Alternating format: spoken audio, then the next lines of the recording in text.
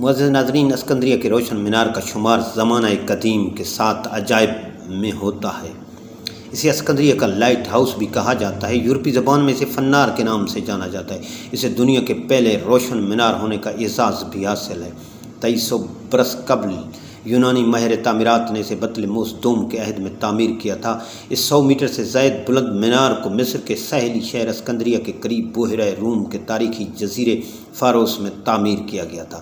یہ مینار 1500 برس تک پورے آب و تاب سے سمندر کے مسافروں کی رہنمائی کرتا رہا۔ سکندر اعظم نے اسکندریہ شہر 332 قبل مسیح میں آباد کیا تھا۔ اسے بحیرہ روم کے مرکزی بندرگاہ کا رتبہ حاصل ہو گیا تھا۔ بندرگاہ کی بدولت شہر خوب پھلا پھولا اور جلد ہی قدیم دنیا کا اہم مرکز بن گیا۔ اسکندریہ کی لائبریری دنیا کے ہر علاقے میں رائج علوم و فنون کے خزانے اپنے اندر سمیٹے ہوئے تھی۔ اس نے اپنی لائبریری کی وجہ سے بھی دنیا بھر میں بڑا نام کمایا۔ دنیا بھر کے لوگ سیر و سیاحت کے لیے اسکندریہ شہر آنا چاہتے تھے۔ اس سلسلے کی سب سے بڑی رکاوٹ اسکندریہ بندرگاہ کے قریب گدلا پانی اور زیر آب چٹانیں تھیں۔ بطلمیوس اول نے اس پر قابو پانے کے لیے مینار تعمیر کرنے کا حکم جاری کیا۔ اسکندریہ کا یہ روشن مینار 40 برس میں مکمل ہوا۔ یہ 250 قبل مسیح میں پایا تکمیل کو پہنچا۔ قدیم دنیا کی فقید المثال عمارت اسکندریہ کے مینار سے متعلق اب بہت ساری معلومات قصہ پارینہ بن چکی ہیں۔ البتہ یہ سوال ابھی باقی ہے کہ مینار کیسا نظر آتا تھا۔ اس کا کچھ نہ کچھ اندازہ تاریخ و جغرافیہ کی کتابوں اور سیاحت ناموں کے مطالعے سے لگایا جا سکتا ہے۔ مینار قدیم اسکندریہ کی علامت بن گیا۔ اس کی تصویر قدیم کرنسی سمیت مختلف اشیاء اور مقامات پر ملتی ہے۔ مینار کا زیریں حصہ چوکور تھا جس میں سرکاری دفاتر کے ساتھ ساتھ استبل بھی تھے۔ مینار میں کارکنان اور اہل خانہ کے لیے زیریں منزل میں 300 کمرے بنائے گئے تھے۔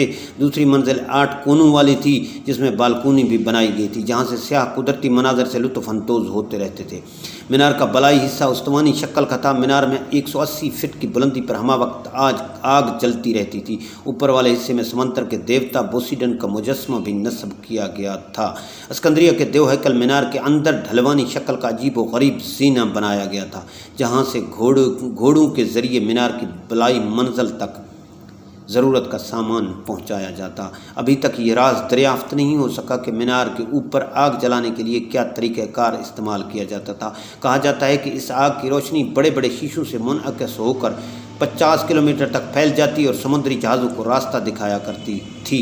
اس کی روشنی تیز ہوتی تھی۔ اس کی بدولت ملاح میلوں دور سے اپنا راستہ تلاش کر لیتے تھے۔ اس کی اہمیت کا اندازہ اس بات سے لگایا جا سکتا ہے کہ یہ 40 منزلوں پر مشتمل انتہائی بلند مینار تھا۔ اس کی عمارت شگاف والی تھی۔ اسکندریہ کے روشن مینار نے یونانی، رومانی اور مصر کے اسلامی اقدار میں آ جانے کے بعد اسلامی عرب شہنشاہیت کا زمانہ دیکھا۔ اس کی اہمیت اس وقت ماند پڑ گئی جب مصر کا دارالحکومت اسکندریہ سے قاہرہ منتقل ہوا۔ اسکندریہ کا مینار جو کئی صدیوں تک سمندر کے مسافروں کی سلامتی کو یقینی بناتا رہا، وہ 700 برس قبل 1375 میں زلزلوں کی زد میں آنے کی وجہ سے تباہ ہو گیا۔ ناظرین، اس انفارمیٹیو ویڈیو کے بارے میں کمنٹس ضرور کیجیے گا۔ ہاں، اگر آپ نے ہمارا چینل دھرتی وائس سبسکرائب نہیں کیا تو پلیز ہمارے چینل کو سبسکرائب ضرور کریں تاکہ اس قسم کی معلوماتی ویڈیوز آپ تک بر وقت پہنچتی رہیں۔